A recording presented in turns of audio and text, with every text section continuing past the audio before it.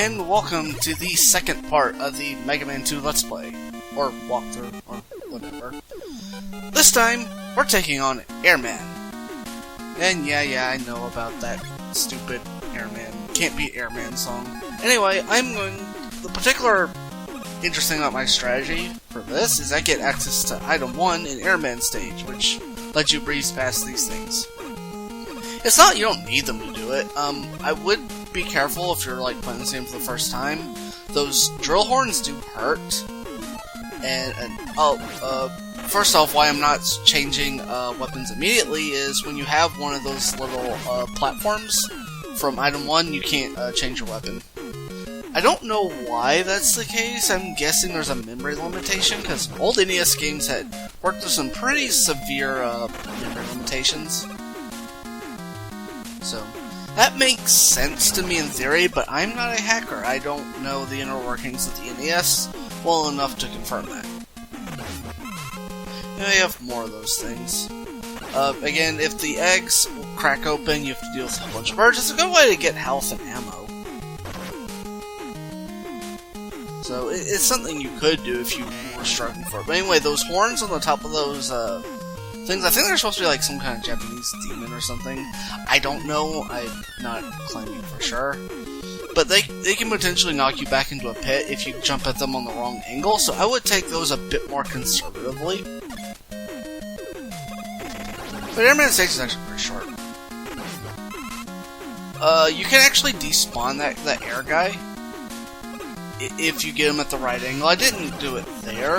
I think, yeah, it's right there. Well, it despawned, then it respawned back. But, you don't need to. He's just standing there. He's not actually threatening you.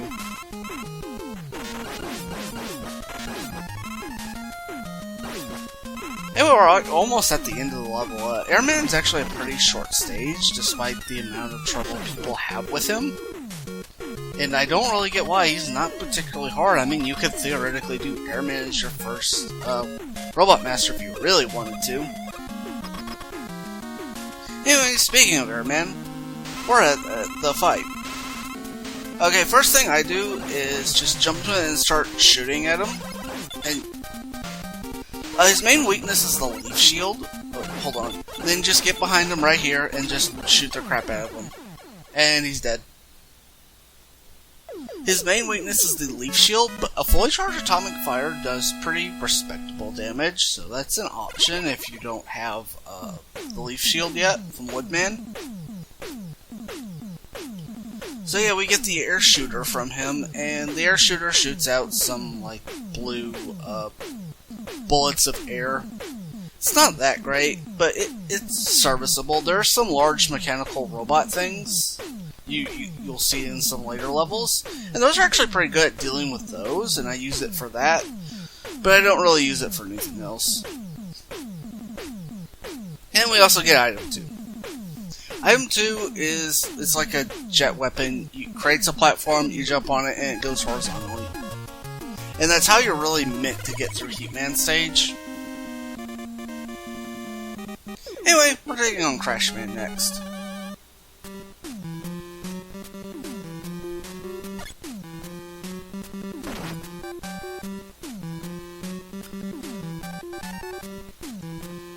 The first part of this level is just like a linear climb upwards.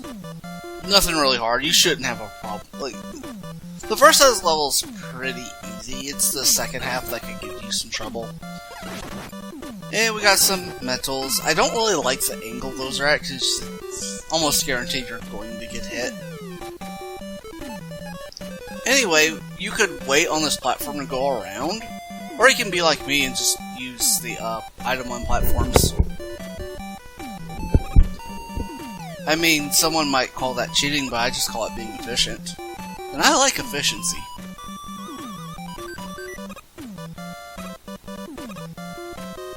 But yeah, it just makes getting through that a lot faster. There are sections like that later in the game, but you don't get to do that because you're going down. So, boo.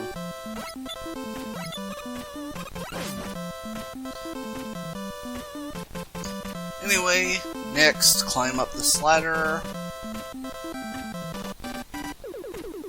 And there's nothing here.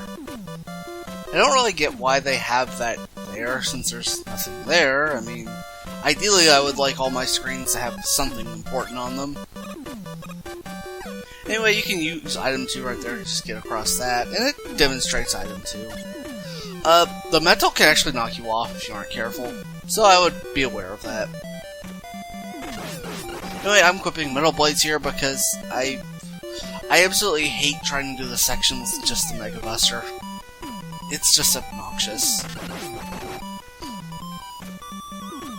Because those birds are gonna knock you over, they're gonna knock you down over and over again. Of course, if you're up against the wall like that, you won't get knocked down, but you'll still take damage, but, eh. You could have taken that path to get the health up. I didn't, because I didn't want to have to, like, backtrack for it. But I did get the sea tank, which is nice. Well, if you have item 1, you can get on the slider. If you don't have it, you're not going to get to it. Maybe if you had item 3, you could use it to get on top of that. But if it's your first Robot Master, then you're probably not going to get to it either way. You can farm those guys for health ups. They drop them pretty reliably. So, that's a thing.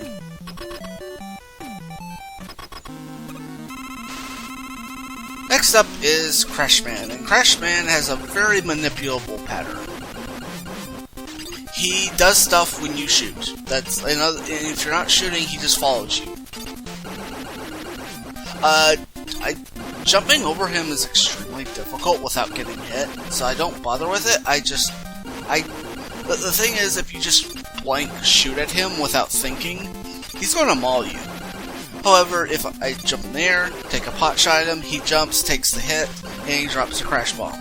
And you can just repeat this ad nauseum, and there's really not much you can do about it. I mean, you can really finish this really quickly if you had one of his weaknesses. And Crashman is primarily weak to the air shooter that we just got, so we could really just annihilate him. On the atomic fire, again, when fully charged, is decent, but it wouldn't be my first line of defense.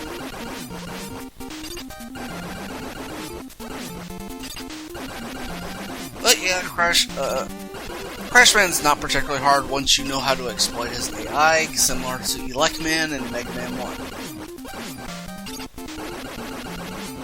Unfortunately, I wish I knew how to exploit Shadow Man's AI in Mega Man 3, but I still have never figured that one out.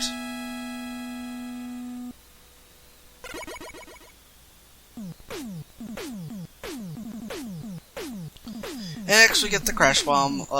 Some of the doors that were differently colored in Heatman stage, you can blow it up with that. And that's primarily what it's used for. It kind of starts a class of weapons that are designed to open up doors that look just like that as well. Like in Mega Man 3, you have it's like I forget exactly what it's called, the hard punch, the hard knuckle, I think. Anyway, we're in Flashman stage, and the ground here is ice physics properties, so you will slip and slide all over it. Anyway, use the Crash Bomb, blow that open, and there you go. Crash Bomb doesn't have that much ammo, so you want to be careful how you use it. Those things will change the direction they shoot based on where you are in relation to them, so keep that in mind. Anyway, I'm showing off the extra stuff on the stage because it's like, why not? I mean, if you're choosing Flashman first, you're not going to be able to get any of this stuff. Which is why I would never choose Flashman first, but hey, if that's how you want to go for it.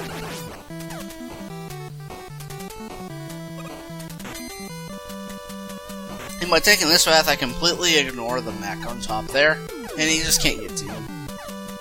So that's nice. Also, when you're waiting for the Crash Bomb to explode on a door, you can't switch your sub-weapons. So keep that in mind. Don't get yourself stuck in a position where you absolutely need to switch and you can't. Anyway, take this middle path here and you ignore this guy. I mean, he's not hard to deal with. More importantly, if you'd went to the right, you'd have to deal with that mech. Now take this up here so you don't have to fall down there and deal with that guy down there. This is a little tricky to keep jumping, and I actually messed that up, but that's what we have item 1 for.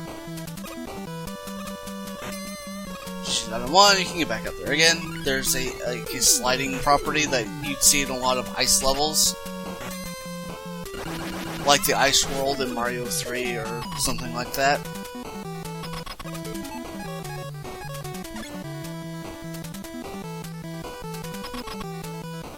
And now we're going to take on Flashman.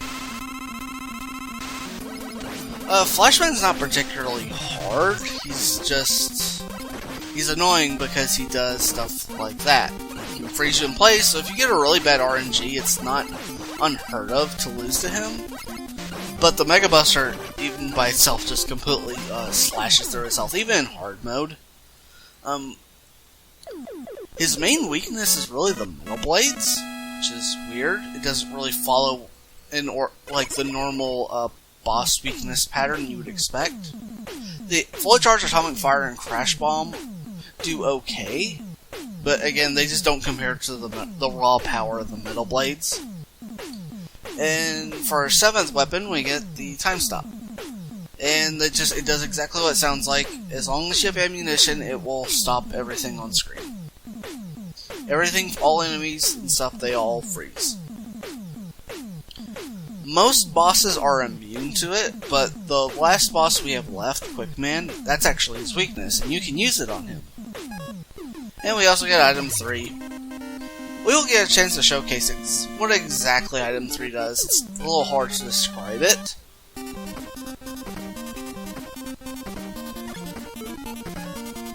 Anyway, for this first part, let's just use item 3 and get this extra life. Yeah, when it's up against a wall, it goes up, but when you get off it, it goes down. And when it finally reaches the ground, it just disappears. And while those things, I believe you can't change yourself up while those things are still on the screen. So keep that in mind. Now we have the infamous part of the level, the laser beams. These are one-hit kill, so don't touch them. If you get stuck against a platform, like even for a half second, you're probably dead. So just don't do that. Anyway, the little gimmick for this area is that the room's mostly dark, but occasionally it's lit up by these fire dudes. If you kill them, it becomes dark again. However, we're not really getting by them without taking damage. So, also, if you're stuck against a wall while it's pitch black, just jump and you'll move past it. Now, this is the most dangerous part, because you can get really stuck on against that platform. And if you do that, you're dead. There's no ifs, ands, or buts about it. Don't get that ammo upgrade right there.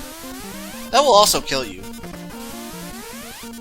Don't get those will kill you as well. Like, everything you could possibly get in these sections is really designed to distract you, and you will probably die if you get them. You can use the flash stopper to stop these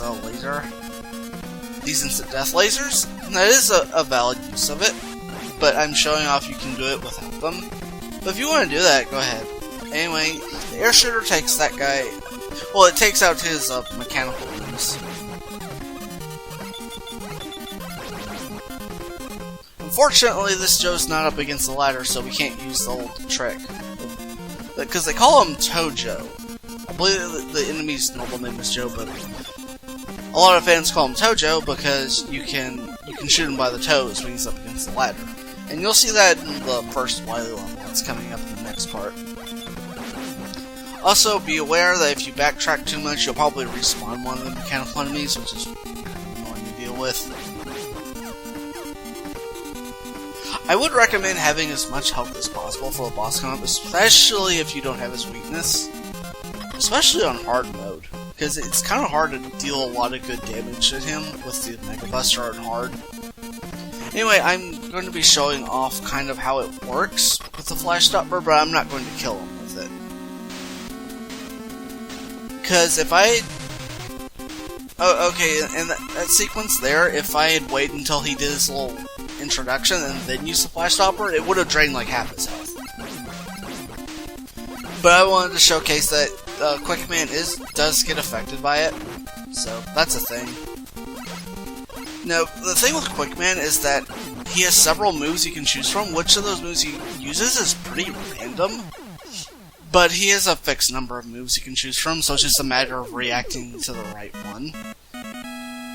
Anyway, that's all the time I have for this part, so see you guys next time.